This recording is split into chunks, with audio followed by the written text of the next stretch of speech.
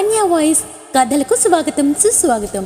మరి నేను చెప్పే కథలు గనుక మీకు నచ్చినట్లయితే, నా కథల్ని మీరు ఎంజాయ్ చేస్తున్నట్లయితే నా ఛానల్ని సబ్స్క్రైబ్ చేయండి, లైక్ చేయండి అండ్ షేర్ చేయండి. ఈనాటి మన కథ ఆత్మీయహాసం. రచన తులసి భానుగారు.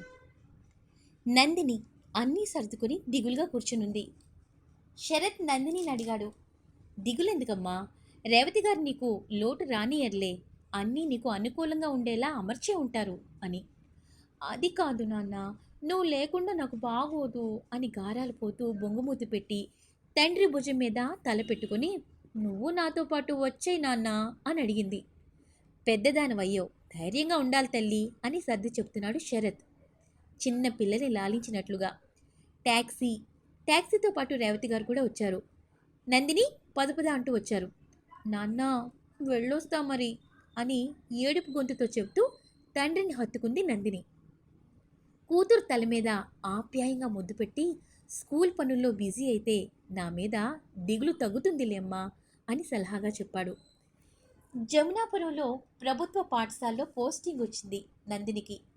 స్వతహాగా పల్లెలంటే చాలా ఇష్టం, కానీ పాములుంటాయని, స్టైల్ బట్టలు వేసుకుంటే అందరూ నవ్వుతారని, ఇలాంటి కొన్ని కారణాల వల్ల కొంచెం ఇష్టం లేదు నందినికి పల్లెల్లో ఉండాలంటే. రేవతి తన అక్క ఇంటి దగ్గర ట్యాక్సీ ఆపించి ఇంట్లోకి తీసుకెళ్ళింది నందినిని. పెద్ద పెంకుటిల్లు. నందినికి పెద్ద గది ఒకటి ఇచ్చారు. చుట్టూ 4 కిటికీలు, 2 తలుపులు. చల్లని గాలి హాయిగా వీస్తోంది. కిటికీ పక్కన నిమ్మ చెట్టోటి ఉంది. ఆ సుగంధాన్ని గాలి మోసుకొస్తుంటే నందినికి చాలా తాజాగా అనిపిస్తోంది. ఆ ప్రదేశంలో ఏదో ఒక శాంతిని పొందింది నందిని. అప్పటి వరకు ఏదో మూల నిరాశగా, చికాకుగా అనిపించినా ఆ క్షణంలో బాగుంది అనిపించి నవ్వు విరిసింది నందిని మొహంలో. స్కూల్కి మొదటి రోజు. పిల్లలు ఒకరొకరుగా వస్తున్నారు. 10 అయినా బెల్లు కొట్టలేదు ఎవ్వరూ. పిల్లలు కొందరు బట్టలు సరిగా వేసుకోక చింపిరి జుట్టుతో వస్తున్నారు. ఏదో స్కూల్కి వచ్చామంటే వచ్చామని తప్ప పిల్లలు మబ్బుగా, నీరసంగా ఉన్నారు. ఒక ఆవిడ ఒక బాబుని చెయ్యి పట్టుకొని తీసుకొస్తోంది. బాబు చక్కగా ఉన్నాడు. కుదిరైన బట్టలు, దువ్విన జుట్టు. అప్పటి వరకు తాను తగిలించుకున్న బ్యాగు బాబుకు అందించి బుగ్గన ముద్దు పెట్టి నవ్విందావిడ. కమ్మనైన నవ్వు, ఆత్మీయమైన నవ్వు. బహుశా ఎవరైనా ఎంత అందంగా నవ్వినా ఆవిడ నవ్వులోని నిర్మలత్వం ఎవ్వరికీ ఉండదేమో. ప్రేమకు నవ్వు అనే రూపం ఇస్తే ఆమె నవ్వు ప్రేమతో నిండిన నవ్వు. అమ్మా పోయిరా అన్నాడు బాబు ఆమెతో. ఆమెనే చూస్తున్న నందిని చేతితో ఆమెను దగ్గరకు రమ్మని సైగ చేసింది. ఆవిడ దగ్గరకు రాగానే అప్రయత్నంగా లేచి నిల్చుంది. బాబు పేరు అడిగింది నందిని. కన్నయ్య చెప్పిందావిడ మళ్ళీ ప్రేమామృతమైన ఆ నవ్వుతో. మీ పేరు అనుకోకుండా అడిగేసింది నందిని. దేవకి చెప్పిందావిడ. మీరు రోజు వస్తారా అడిగింది నందిని దేవకిని. అవునమ్మా, బాబుని నేనే దించుతా రోజు, మళ్ళీ మధ్యాహ్నం బువ్వట్టుకొస్తా అంది అదే నవ్వు మొహంతో. సరే అంది నందిని. భోజనాల వేళ కొందరు తల్లులు వాళ్ళ స్కూల్కి వస్తే కొందరు పిల్లలు బోధిని వస్తామని ఇళ్లకు వెళ్లారు. నందిని అన్నం తింటూ తలపైకెత్తి చూసింది. ఎదురుగా కన్నయ్యకి ముద్దలు తినిపిస్తూ మాట్లాడుతూ నవ్వుతోంది దేవకి. ఎంత ప్రేమ ఆమె నవ్వులు అనిపించకుండా ఉండదు నందినికి. ఆమె నవ్వు ఏదో మాయ చేస్తుంది. నందిని మనసును పట్టుకొని చెక్కా పోయిందావిడ తనింటికి వెళుతూ. చిన్నప్పటి నుంచి తల్లి లేదు నందినికి. తండ్రి ప్రేమగా పెంచాడు. తల్లి లోటు తెలియనట్లే పెరిగింది నందిని. ఆ ఊరి పిల్లలకు స్కూల్ నియమాలు అర్థమయ్యేలా చెప్పి, శుభ్రత అవసరాన్ని తెలియచెప్పి, అందరు పిల్లలను ఒక దారికి తేవటానికి 6 నెలల పైనే పట్టింది నందినికి.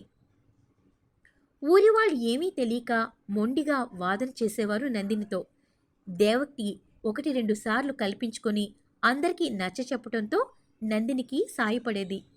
దేవకి నవ్వు చూస్తే నందినికి కోపం, చిరాకు, అలసట అన్నీ తగ్గిపోయాయి. ఎదుటివారు కూడా దేవకి మాటకి విలువ ఇచ్చేవారు. సాధారణంగా అందరిలోనూ కనబడినంత ఆప్యాయమైన ప్రేమతో కూడిన మాట, ముఖ్యంగా నవ్వు దేవకి సొంతం. ఎదుటివారు ఆమెకి నిమిషాల్లో వశమైపోతారు అన్నట్టు ఉండేది దేవకి ప్రవర్తన. రోజు దేవకి కన్నయ్యతో చెప్పే మాటలు, అన్నం తినిపించే విధానం, జాగ్రత్తగా చెక్కిళ్ళు పొదివి పట్టుకొని కన్నయ్యని ముద్దు చేసే ఆమె చర్యలు నందిని మనసుకి ఓ మాతృమూర్తి రూపాన్ని సృష్టించి ఇవ్వసాగాయి. ఆ రోజు స్కూల్కి ఇన్స్పెక్షన్ జరుగుతుంది. వచ్చిన ఆఫీసర్ మంచివాడే. పిల్లల్ని స్కూల్ని గమనించి మంచి రిపోర్టే ఇచ్చాడు. నందినితో కలిపి 5 టీచర్లు, చుట్టుపక్కల 3 ఊర్ల నుండి పిల్లల్ని ఇక్కడికే వచ్చేలా చేశారు. అన్ని స్కూళ్ళకి కలిపి అయ్యే ఖర్చు కలిసి వచ్చేలా చేసి ఇక్కడ స్కూలుని అభివృద్ధి చేశారు నందిని తండ్రి. ఆయన పెద్ద ప్రభుత్వ ఉద్యోగి. అందుకే ఏవన్నా అడ్డంకులున్నా మంచి పని కోసమేగా అని అధికారులతో చర్చించి ఒప్పించేవాడు ఆయన. ఒకప్పుడు పల్లెలంటే ఉండడానికి భయపడ్డ నందిని ఇప్పుడు సెలవులకు కూడా సిటీకి వెళ్ళదు. కారణం కేవలం దేవకిని విడిచి వెళ్ళడం ఆమెకి ఇష్టం లేదు కనుక.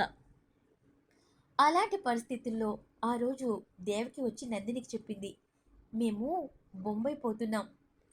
మా ఆయనకి ఇక్కడ పెద్ద పని దొరికిందమ్మా ముంబైలో చెప్పింది. షాక్ తగిలినట్లయింది నందినికి. ఏమిటి అని గట్టిగానే అడిగింది. మేము బొంబాయి పోతున్నాం తల్లి అంది అదే మనోహరమైన నవ్వుతో. ఏకకాలంలో ఉపశమనం, బాధ రెండూ అనిపించే నందినికి. అలా ఎలా దేవకమ్మా? కన్నయ్యకి చదువు బాగా వంట పడుతుంది ఇప్పుడేగా. వద్దమ్మా, ఇక్కడే ఉండిపోండి అంది నందిని. బయటికి మామూలుగా మాట్లాడుతున్నా లోపల దిగులుగా అయిపోతోంది నందినికి. ఎట్టాగవుతాదమ్మా, అతను సంపాదిస్తే గాని గడవని బతుకులు మావి. నాకా ఆరోగ్యం సరిగా ఉండదు. ఇంటి పని తప్ప బయట కూలి పనికి పోలేను. అందుకే అని చెబుతోంది నందికి. నందినికి ఉన్నట్టుండి కళ్ళు కన్నీటితో నిండిపోయాయి. దేవకి 2 చేతుల్లో తలను దాచేసుకుని వెళ్ళొద్దమ్మా అని ఏడుస్తోంది నందిని. పిల్లలు బిత్తరపోయి కొందరు, వింతగా కొందరు చూస్తున్నారు. దేవకి తాను ఏడుస్తోంది నందిని ఏడుపు చూసి. దేవకి అంతే, సున్నితం మనిషి. ఎవరు బాధపడినా తట్టుకోలేదు. అందుకే ఎప్పుడూ ఎవరిని బాధ పెట్టేలా ఒక్క మాట కూడా అనదు. పైగా ప్రేమగా నవ్వుతుంది పలకరింపుగా. అమ్మా, నువ్వు వెళ్ళొద్దమ్మా. నా జీతంతో నేను చూసుకుంటా మిమ్మల్ని. నాకు నీలో అమ్మ కనిపిస్తోంది. నువ్వు నాకు అమ్మలాగా అనిపిస్తావు. నీ ఒళ్ళో తలపెట్టి పడుకుని హాయిగా నిద్రపోవాలనిపిస్తుందమ్మా. నువ్వు కన్నయ్యకి తినిపిస్తావే, అలా నాకు తినిపిస్తే బావుండు అనిపిస్తోంది. ఎంత పని ఒత్తిడి అనిపించినా, ఏదైనా దిగులు అనిపించినా నీ నవ్వు చూస్తే నాకు మనసుకి ఎంతో ఆనందం అనిపిస్తుంది. నాకు అమ్మ అవుతావా అని చిన్నపిల్లల దీనంగా అడుగుతోంది నందిని దేవకిని. దేవకి అంతా విని తాను ఏడుస్తూ కూడా తనదైన మంత్రం లాంటి మనోహరమైన నవ్వు కూడా నవ్వింది. ఏడుపు నవ్వు కలగలిసిన అందమైన రూపంలో దేవకి అమ్మ రూపానికి అసలైన అర్థంలా ఉంది. నాకు అర్థమయ్యి అవునట్టుగా ఉంది తల్లి అంది దేవకి నందినితో. పిల్లలు, ఇవాళ స్కూల్ తొందరగా అయిపోయింది. ఇళ్లకు జాగ్రత్తగా వెళ్ళండి అని పిల్లల్ని పంపేసింది నందిని. నువ్వు నన్ను నీ పాపగా చేసుకో. కన్నయ్య నీకు కొడుకైతే నేను నీ కూతుర్ని అంది గారాబంగా నందిని దేవకితో. అమ్మో, ఇంత పెద్ద కూతురే అంది దేవకి నవ్వేస్తూ. నేను మా అమ్మని అంటే నిన్ను తమ్ముడిని, కన్నయ్య నాన్నని అంటే మా నాన్నని అందరినీ బాగా చూసుకుంటాను. నువ్వు నవ్వుతూ నా వైపు చూస్తూ అమ్మలా నా పక్కన ఉంటే చాలు. నాకింకేమీ వద్దమ్మా అంది నందిని స్పష్టంగా. దేవకికి అర్థమైంది. చల్లగా, ఆత్మీయంగా, అందంగా, స్వచ్ఛంగా నవ్వుతూ కన్నయ్యని నందినిని చెరోవైపు దగ్గరకు హత్తుకుంది దేవకమ్మ. ఈ కథ తులసి భానుగారు 10/12/2019లో రచించారు. మనసు పొరల్ని కదిలించే ఇలాంటి చక్కని సున్నితమైన కథలు వింటుంటే మనకి ఏవో జ్ఞాపకాలు మన జీవితాల్లో కూడా అనిపిస్తాయి కదూ.